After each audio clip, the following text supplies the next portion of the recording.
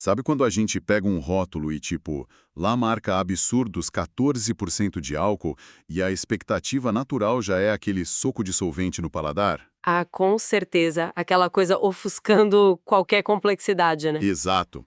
Mas olha, os dados que a gente tem hoje mostram uma exceção impressionante a essa regra.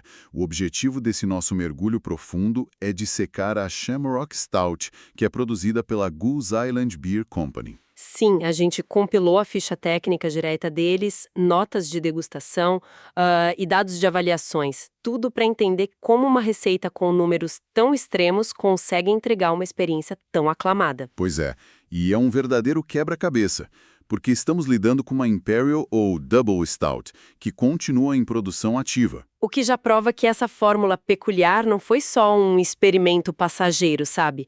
É algo que encontrou um público super cativo. Certo. Vamos tenchar isso. O que me deixa perplexo nos dados não é só o fato dela ter um ABV de 14,1%. Cara, isso é território de um vinho super encorpado. É muita coisa. Fazer isso na cerveja e manter a qualidade é um desafio gigantesco. Sim, e o mistério é que a gente tem uma nota média de 4,13 baseada em 1.581 avaliações. E se a gente for olhar o total mesmo, são 1.942 registros, sendo 1.715 únicos. Até os registros mensais são altos, tipo 138. Verdade. E detalhe importante, não é uma colaboração e nem tem uma safra, uma vintage específica, sabe? É o produto da linha deles. E o IBU, o índice de amargor, simplesmente não consta. Pois é, não tem IBU listado. É um fantasma na ficha técnica. Então, como uma cerveja tão alcoólica consegue manter uma nota quase perfeita sem queimar a boca de um jeito desagradável? O que é fascinante aqui é que a resposta para, esconder esse teor alcoólico não está na força bruta, mas na fundação dela.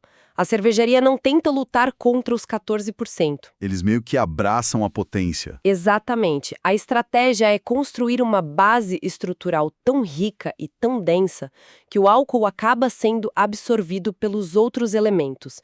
Ele vira uma camada de aquecimento e não uma agressão direta ao paladar. Aqui é que a coisa fica realmente interessante, porque essa base estrutural soa um tanto caótica, na verdade.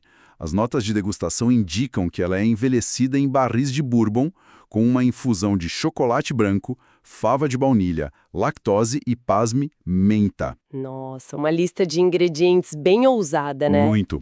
Honestamente, o misturado de chocolate branco, menta e uísque soa como um desastre glicêmico completamente enjoativo. Sim, parece aquele sorvete de menta derretido misturado com bebida forte. É bem isso. A menos que, e aí é uma teoria minha, a baunilha e a lactose não estejam ali pelo açúcar em si, mas como um truque de textura e aroma para enganar o cérebro. Faz sentido isso. Nossa, essa dedução é perfeita. A genialidade mora justamente nesse contraste na química dos ingredientes. O aroma já promete uma sobremesa super doce, focada no frescor da menta e no chocolate. Mas na boca a história muda. Muda totalmente, porque a lactose, que é o açúcar do leite, ela não fermenta como os açúcares comuns. Então, em vez de trazer uma calda doce e pegajosa, ela entrega um corpo pesado, sabe? Uma textura bem aveludada. Ah, entendi o truque. E a baunilha entra onde nisso tudo? A baunilha entra numa quantidade super contida. Ela atua puramente como um realçador de sabor. É quase como aquela pitada de sal numa receita de caramelo. Caramba, que sacada! E a gente ainda tem a questão dos barris de bourbon no meio da equação. Eles devem ter um papel crucial, né?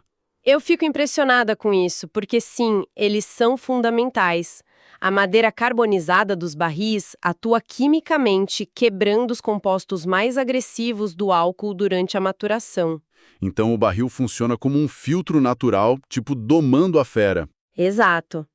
E, ao mesmo tempo, a madeira empresta umas notas de caramelo que criam a ponte perfeita entre a base sedosa da lactose e a potência do álcool. Faz todo sentido agora.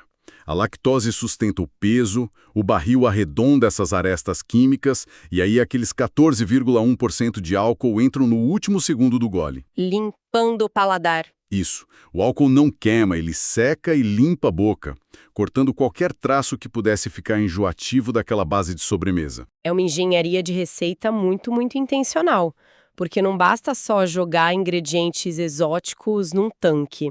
A forma como a doçura é equilibrada pela textura e depois cortada por esse final seco mostra um domínio absoluto sobre a fermentação. O que nos leva a perceber que a Shamrock Stout é, na verdade, um estudo brilhante sobre contrastes. Ela une a agressividade de uma Imperial Stout gigante com aqueles aromas lúdicos de sobremesa. Mas ancora tudo isso num final totalmente adulto e refinado.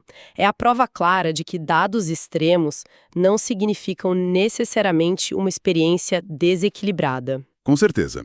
E isso deixa uma pergunta no ar para quem acompanha a nossa análise hoje. Qual seria? Pensando em todo esse processo delicado que a gente discutiu, como exatamente o tempo milimétrico de maturação dentro da madeira consegue pacificar elementos tão conflitantes? É uma ótima reflexão, porque quimicamente é muito complexo. Sim, tipo o frescor agudo de uma folha de menta batendo de frente com a agressividade de quase 15% de álcool.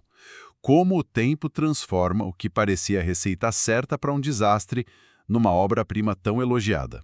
Fica aí a provocação para o pessoal pensar.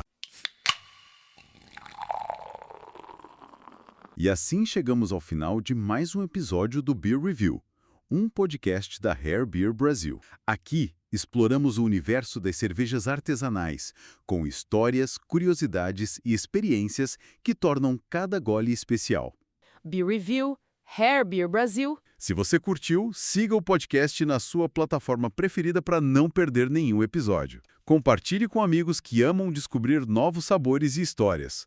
Beba menos, mas beba melhor. Até o próximo episódio e saúde!